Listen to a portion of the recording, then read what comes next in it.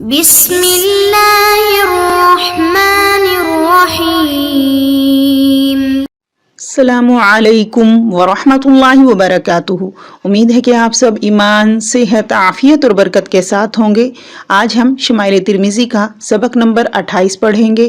پچھلے سبق میں ہم نے بابو ما جاء فی ذکر خاتم رسول اللہ صلی اللہ علیہ وسلم کی چند احادیث کو تفصیل کے ساتھ پڑھا تھا۔ آج انشاءاللہ اگلی احادیث کو تفصیل کے ساتھ پڑھیں گے۔ پہلے حدیث کی عبارت دیکھیے۔ بسم اللہ الرحمن الرحیم۔ وبه قال حدثنا محمد بن يحيى قال حدثنا محمد بن عبد الله الأنصاري قال حدثني أبي عن ثمامة عن أنس بن مالك رضي الله تعالى عنه قال كان نقش خاتم النبي صلى الله عليه وسلم محمد ستر ورسول ستر واللہ ستر۔ یہ حدیث ہمیں محمد بن یحییٰ نے بیان کی۔ وہ کہتے ہیں کہ ہم کو محمد بن عبداللہ انصاری نے خبر دی۔ وہ کہتے ہیں کہ مجھے یہ روایت میرے باپ نے ثمامہ کے حوالے سے بیان کی، اور انہوں نے یہ حدیث حضرت انس رضی اللہ تعالی عنہ سے سماعت کی۔ وہ فرماتے ہیں کہ نبی کریم صلی اللہ علیہ وسلم کی انگوٹھی کا نقش محمد رسول اللہ تھا، اس طرح کہ محمد ایک سطر میں تھا، رسول دوسری سطر میں، اور لفظ اللہ تیسری سطر میں۔ تو حضرت مولانا محمد زکریا رحمۃ اللہ علیہ فرماتے ہیں کہ بعض علماء کرام نے لکھا ہے کہ مہر نبوی کی صورت یعنی انگوٹھی مبارک جو آپ صلی اللہ علیہ وسلم کی تھی، اس کی صورت یہ تھی کہ انگوٹھی مبارک پر لکھا ہوا تھا محمد رسول اللہ۔ اللہ کا پاک نام سب سے اوپر تھا۔ یہ مہر گول تھی اور نیچے سے پڑی جاتی تھی، مگر محققین کی رائے یہ ہے کہ کسی حدیث سے یہ ثابت نہیں ہوتا، بلکہ ظاہری الفاظ سے محمد رسول اللہ معلوم ہوتا ہے، یعنی ایک سطر میں محمد، دوسری سطر میں رسول اور تیسری سطر میں لفظ اللہ۔ واللہ عالم بالصواب۔ اگلی حدیث کی عبارت دیکھیے۔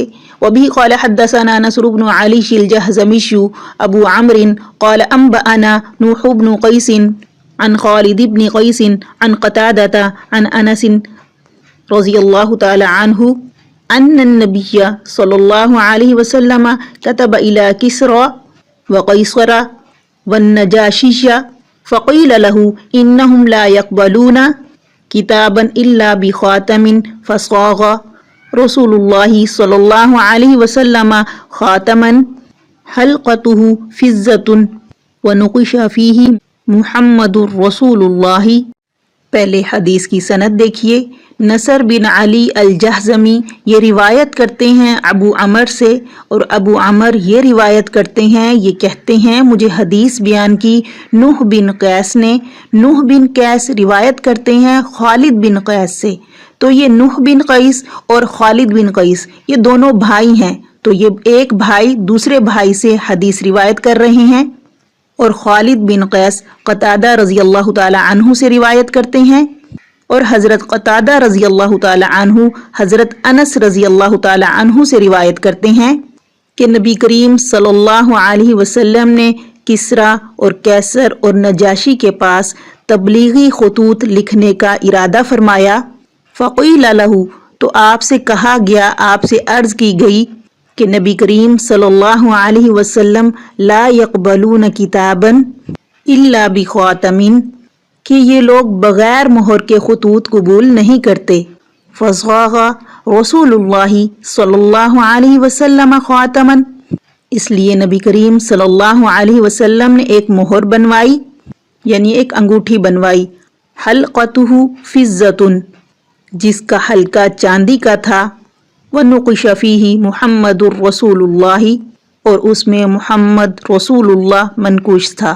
تو کسرا ملک فارس کے بادشاہ کا لقب ہے، تو نبی کریم صلی اللہ علیہ وسلم نے کسرا کی طرف، یعنی جو خسرو پرویز تھا فارس کا، ایران کا، اس وقت کا جو بادشاہ تھا، اس کی طرف اپنا خط مبارک عبداللہ بن حذیفہ سہمی رضی اللہ تعالی عنہ کے ہاتھ روانہ فرمایا۔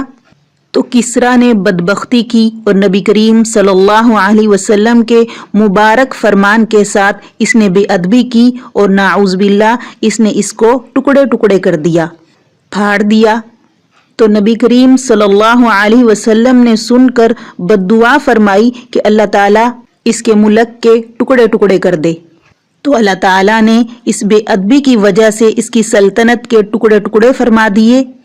اسی طرح روم کے بادشاہ کے پاس دحیہ کلبی رضی اللہ تعالی عنہ کے ہاتھ مبارک خط ارسال ہوا۔ قیصر نبوت پر یقین ہونے کے باوجود ایمان نہیں لایا، لیکن اس نے اس مبارک خط کی عزت کی، احترام کیا، ادب کیا، تو اللہ تعالیٰ نے ایک عرصے تک اس کی اولاد میں سلطنت کو باقی رکھا۔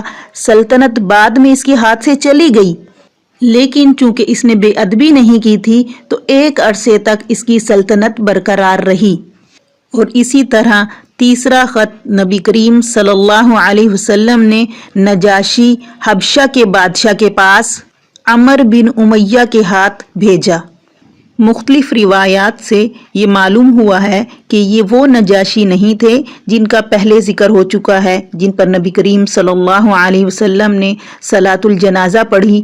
یہ اور نجاشی ہیں۔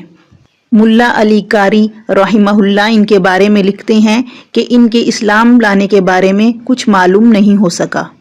اگلی حدیث کی عبارت دیکھیے۔ وَبِهِ قَالَ حَدَّثَنَا إِسْحَاقُ بْنُ مَنْصُورٍ قَالَ أَنْبَأَنَا سَعِيدُ بْنُ عَامِرٍ وَالْحَجَّاجُ بْنُ مِنْهَالٍ عَنْ حَمَّامٍ عَنِ ابْنِ جُرَيْجٍ عن الزهري عن انس بن مالك رضي الله تعالى عنه ان النبي صلى الله عليه وسلم كان اذا دخل الخلاء نزع خاتمه۔ حضرت انس رضی اللہ تعالی عنہ فرماتے ہیں کہ نبی کریم صلی اللہ علیہ وسلم کان اذا دخل الخلاء، جب بیت الخلاء تشریف لے جاتے، الخلاء خلوت گاہ، کھلی ہوئی فضا، بیت الخلاء جگہ کا خالی ہونا، نزع خاتمہ تو اپنی انگوٹھی مبارک نکال کر تشریف لے جاتے۔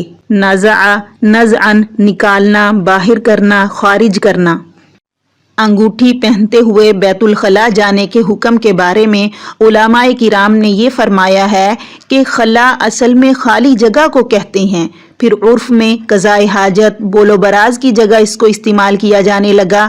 یعنی آپ صلی اللہ علیہ وسلم کی انگوٹھی کی مہر مبارک میں وہ مبارک الفاظ کندہ کیے گئے تھے، وہ اس میں معظم تھے بلکہ جملۃ القرآن پر مشتمل تھے، اس لیے ان کا بیت الخلاء میں ساتھ لے جانا ناپسندیدہ تھا۔ معظم حرمت والے نام اور اس کے احترام اور ادب کی وجہ سے انگوٹھی کو بیت الخلاء جانے سے پہلے اتار لیتے تھے۔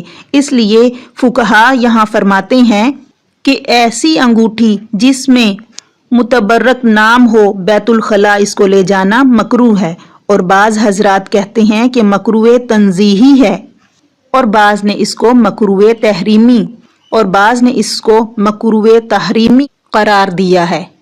اگلی حدیث کی عبارت دیکھیے۔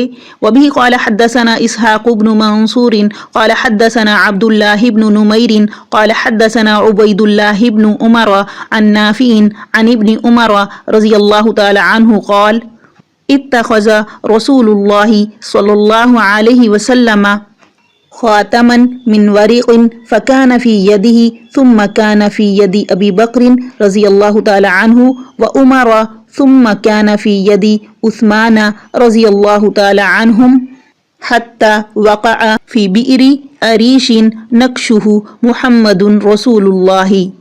ہمیں یہ روایت اسحاق بن منصور نے بیان کی، وہ کہتے ہیں ہمیں عبداللہ بن نمیر نے خبر دی، ان کو عبداللہ بن عمر نے حدیث کی خبر دی، انہوں نے یہ روایت نافع سے اور انہوں نے عبداللہ بن عمر سے نقل کی کہ نبی کریم صلی اللہ علیہ وسلم کی مبارک انگوٹھی نبی کریم صلی اللہ علیہ وسلم کے دست مبارک میں رہی، پھر حضرت ابو بکر صدیق رضی اللہ تعالی عنہ کے ہاتھ میں رہی، پھر حضرت عمر رضی اللہ تعالی عنہ کے، پھر حضرت عثمان رضی اللہ تعالی عنہ کے، پھر ان کے زمانے میں بیر عریس میں گر گئی۔ इस अंगूठी का नक्श मोहम्मद रसूलुल्लाह था। तो देखिए, वक़आ, वुकूअन, गिरना, पड़ना, वाक़े होना, बिइरुन, ये बिआरुन, कुआं, अबअरा, बाब इफ़आल, कुआं बनाना, और इसी तरह अरीशिन एक कुएं का नाम है, इसी को अरीसिन भी कहते हैं, यानी सीन के साथ भी कहते हैं।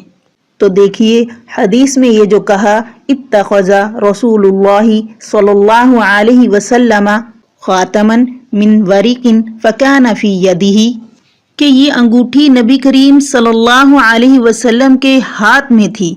तो ये बात दो माना का एहतमाल रखती है।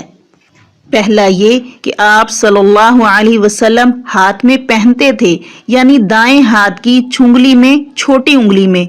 तो फिर इसका मतलब ये हुआ कि जिक्र कुल का है और इससे मुराद जुज है, यानी यहाँ जिक्र हाथ का है और मुराद उंगली है। जैसे कि पहली हदीस में हमने पढ़ा कि जब आप सल्लल्लाहु अलैहि वसल्लम बैतुल खला जाते तो अपनी अंगूठी निकाल देते थे।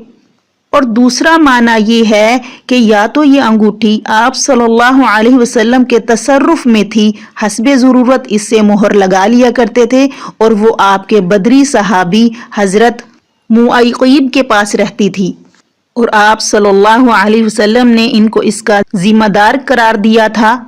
नबी करीम सल्लल्लाहु अलैहि वसल्लम के बाद हज़रत अबू बकर सिद्दीक़ रज़ी अल्लाह ताला अन्हु के ज़माना खिलाफत तकरीबन 2 साल 3 माह में इनके तसर्रुफ में ये रही। इसके बाद हज़रत उमर रज़ी अल्लाह ताला अन्हु के ज़माना खिलाफत 10 साल 6 माह में इनके ज़ेर इस्तेमाल रही।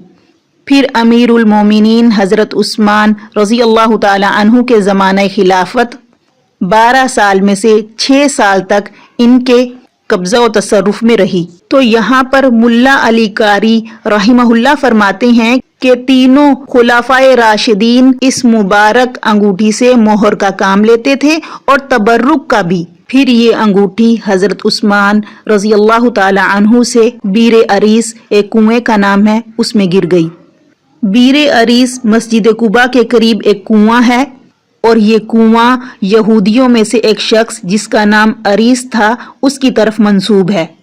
तो जब हज़रत उस्मान रज़ी अल्लाह ताला अन्हु से ये अंगूठी गिर गई तो आपने इसको बहुत तलाश किया, 3 दिन तक इसका पानी यानी कुएं का पानी निकलवाया, मगर फिर भी ये नहीं मिली। तो यहाँ पर उलमाए किराम फरमाते हैं कि हज़रत उस्मान से अंगूठी गिर जाने में इस तरफ इशारा है कि अंगूठी गिरते ही वो फितन और हवादिस शुरू हो गए, जिनकी नौबत आप रज़ी अल्लाह ताला अन्हु की शहादत तक पहुंची। और बाज़ हजरात का ये कहना है कि आप सल्लल्लाहु अलैहि वसल्लम की मुबारक अंगूठी में वही इसरार और रमूज थे जो सलेमान अलैहिस्सलाम की अंगूठी में थे, क्योंकि जब उनकी अंगूठी गुम हो गई तो उनकी बादशाहत खत्म हो गई, उनकी सल्तनत खत्म हो गई। और जब हजरत उस्मान रज़ी अल्लाह ताला अन्हु से अंगूठी गिर गई तो इनकी खिलाफत खतरे में पड़ गई। तो यहाँ पर इस बात के जवाब में उलमाए किराम ये कहते हैं कि दुनिया में अशिया की तासीर उसके खवास के एतबार से होती है।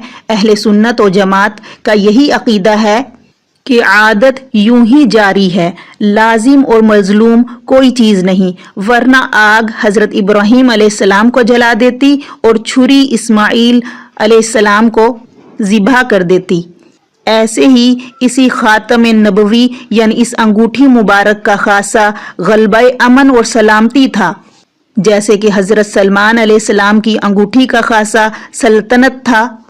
अंगूठी गिरने पर यही मुकद्दर था कि हजरत उस्मान रज़ी अल्लाह ताला अन्हु के दौर से फितन शुरू होंगे, इसलिए अंगूठी को ज़ाया करवा दिया गया। और आगे देखिए कि इस हदीस में खुद हजरत इब्न उमर रज़ी अल्लाह ताला अन्हु नबी करीम सल्लल्लाहु अलैहि वसल्लम के दस्ते मुबारक में मौजूद होने को बयान फरमा रहे हैं अंगूठी को।